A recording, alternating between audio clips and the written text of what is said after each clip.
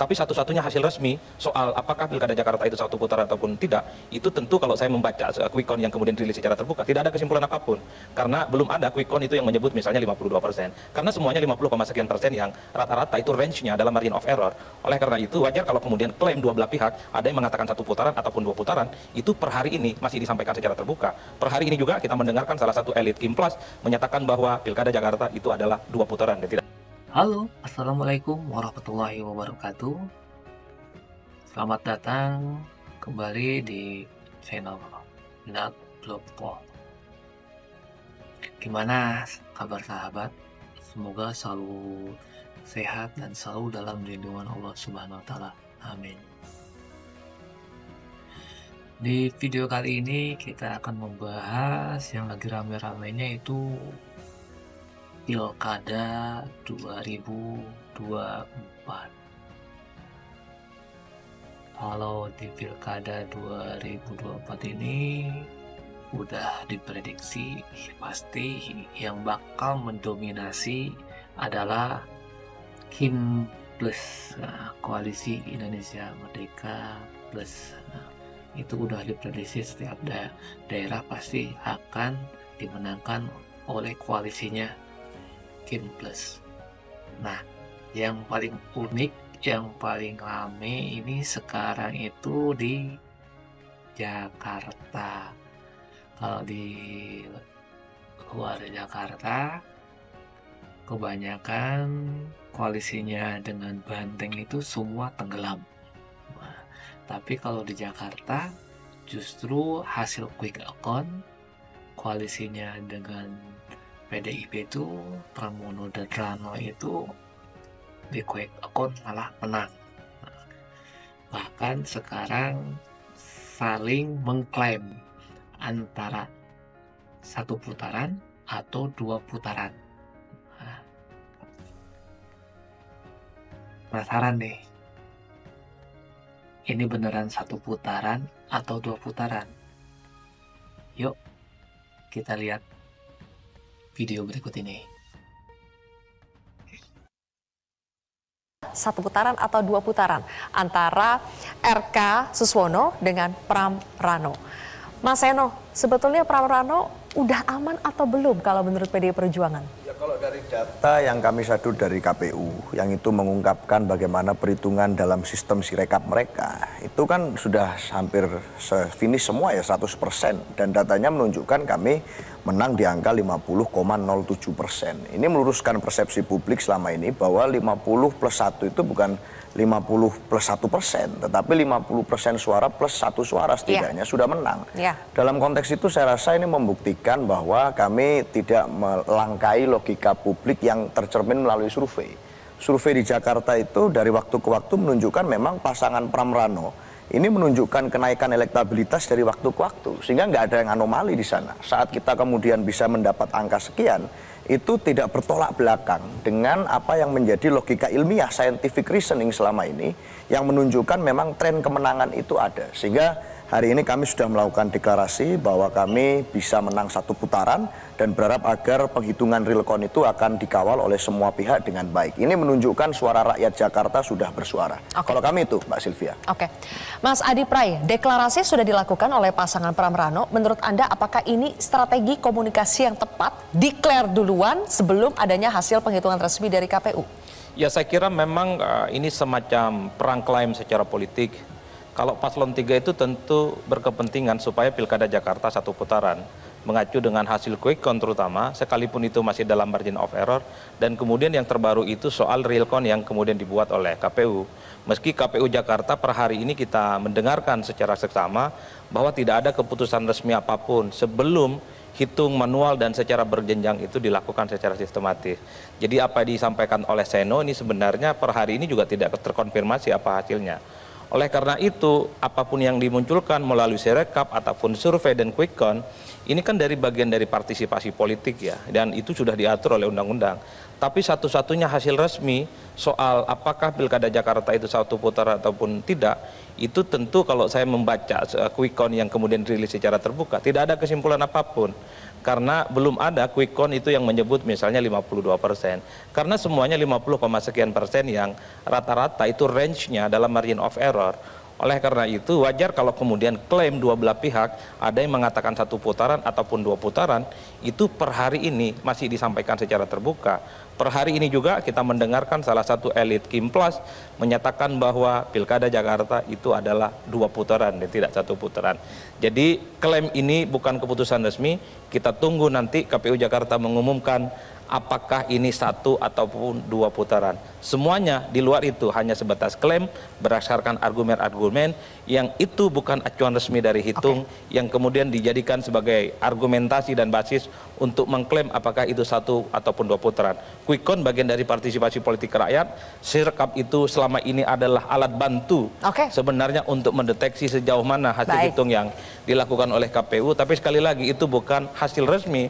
Makanya sejak awal saya selalu mengatakan sejak Pilpres, sebisa mungkin Bang Doli dan Bang Saan, Sirekap itu dihilangkan aja karena seringkali menimbulkan kegaduhan. Dulu suatu waktu Anies suaranya meningkat 15.000, tapi di waktu yang sama kemudian jeblok sampai 10.000 sehingga gaduh, Sirekap sempat dihilangkan sehingga muncul narasi Anies dikriminalisasi. Tentu bagi saya ini evaluasi secara centak oleh Pilkada.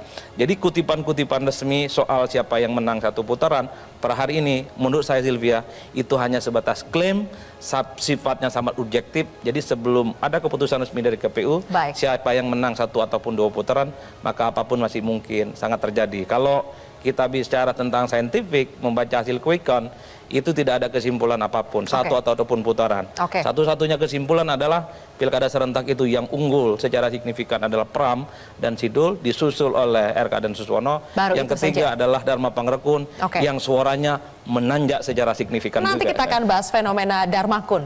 Tapi sebelum itu Bang Doli, RK sudah menyatakan bahwa yakin ini akan berlangsung dua putaran. Basisnya apa dari pernyataan itu? Ya, kita kan juga saya kira punya basis dukungan, basis data yang kita kerjakan juga. Jadi kalau kita punya tim yang memang selama ini bekerja menghitung secara real count juga. Makanya kita menghargai saja sebetulnya kalau misalnya teman-teman di teman-teman Mas Pram dan Bang Dul itu punya data sendiri, kami juga punya data sendiri. Nah, bahwa quick count itu hasilnya seperti itu, seperti yang disampaikan oleh Pak Adi Praitno tadi kan, bahwa itu memang masih dalam batas margin of error. Jadi kita tunggu saja nanti pernyataan resmi dari KPU yang nanti juga kita akan cross check data mana yang lebih valid, ya data yang kami punya atau data yang dipegang oleh Pak Pram sama Mas Dul. Oke, jadi posisinya kalau untuk di Jakarta, Mas Jayadi, apakah memang belum ada yang absolut, belum konklusif untuk menyatakan ini akan satu putaran atau dua putaran meskipun sudah ada klaim-klaim? Kalau di hasil quick count LS itu suara untuk Pram Rano itu berkisar antara 49,58% sampai 50,62%. Margin errornya 0,52 karena kita menggunakan 1000 sampel. Itu artinya suara Pram Rano mungkin di bawah 50%, mungkin di atas 50%. Jadi kalau ada yang mengklaim dia menang satu putaran, ya itu separuh benar. Kalau dia ada yang mengklaim dia akan ada dua putaran, itu juga separuh benar. Karena masih 50-50 kan. The result can go either way. Bisa begitu kan istilahnya, bisa kemana. Jadi begitu tidak konklusif memang kalau berdasarkan hasil dari quick count. Tapi dari itu mengindikasikan bahwa hasil akhir nanti itu pasti sangat sedikit di atas 50% atau sangat sedikit di bawah 50% kemungkinannya gitu. Karena kalau pas 50% kan agak susah tuh. Ya. Jadi itu yang menjadi tantangan. Bagaimana memastikan bahwa hitung-hitungan KPU itu benar-benar bisa diakui oleh semua pihak. Karena split antara akan satu atau dua putaran itu sangat sedikit nanti selisihnya gitu. Nah, saya kira Sirekap itu upload dari C-Hasil kalau sekarang ya Bang Doli ya.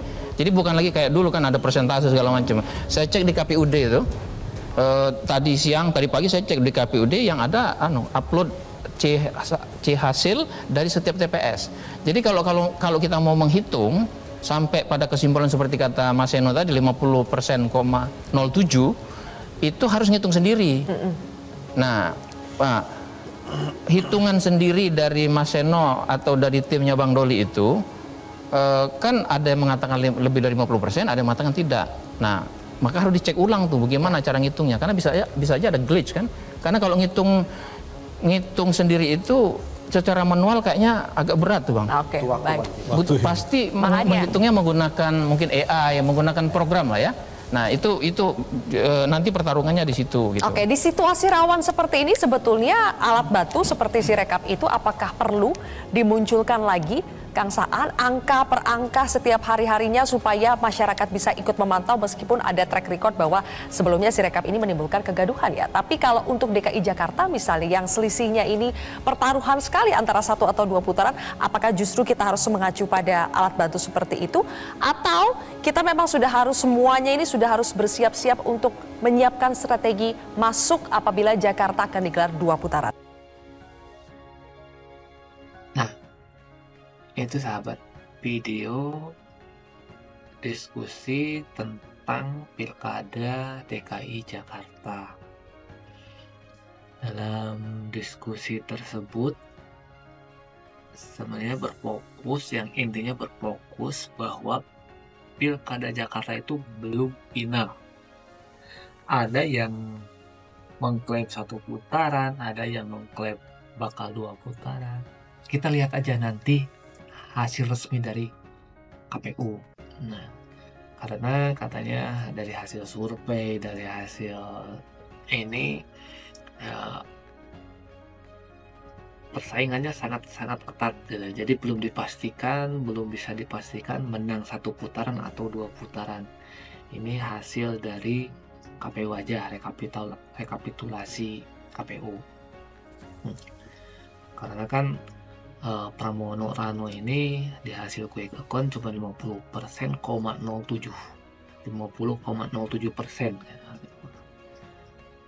Itu berdasarkan data dan quick account.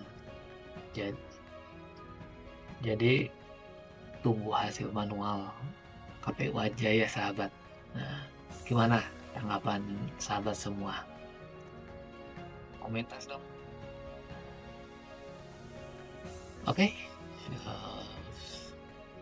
Video tentang Pilkada DKI Jakarta cukup sekian.